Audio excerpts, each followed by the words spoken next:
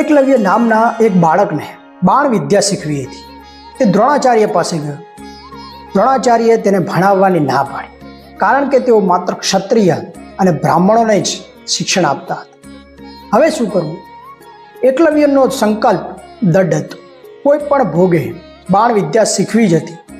તેણે ગુરુ દ્રોણાચાર્યની માટીની મૂર્તિ બનાવી. જંગલની લાકડી અને દોરીથી તેને બાણ બનાવ્યું અને મૂર્તિ પાસેથી માર્ગદર્શન મેળવવા લાગ્યો. લોકો તેને મૂર્ખ સમજતા, પરંતુ તે અચળ હતું.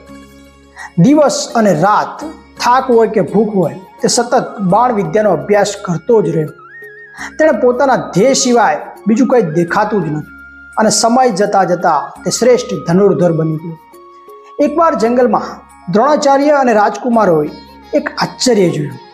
એક કૂતરાના મોંમાં ઘણા બધા બાણ ખૂંચેલા હતા, છતાં તેને લોહી પણ નીકળતું ન હતું. પછી જાણ થઈ કે એકલવ્યએ ભસતા કૂતરાને ચૂપ કરવા આવી રીતે બાણ માર્યા હતા. દ્રોણાચાર્યને જોઈને એકલવ્ય તેમના ચરણ પર પડી ગયો અને કહ્યું કે હું આ બાણ વિદ્યા આપની પાસેથી જ શીખ્યો છું. દ્રોણાચાર્યએ ગુરુ દક્ષિણા રૂપે તેનો જમણા હાથનો અંગૂઠો માંગ્યો. એક ક્ષણનો પણ વિચાર કર્યા વિના છરી વડે કાપીને એકલવ્યએ ગુરુના ચરણે અંગૂઠો ધરી દીધો.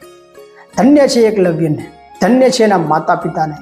એના દૃઢ સંકલ્પ અને ત્યાગના કારણે જ આજે આપણે એમને ઓળખીએ છીએ.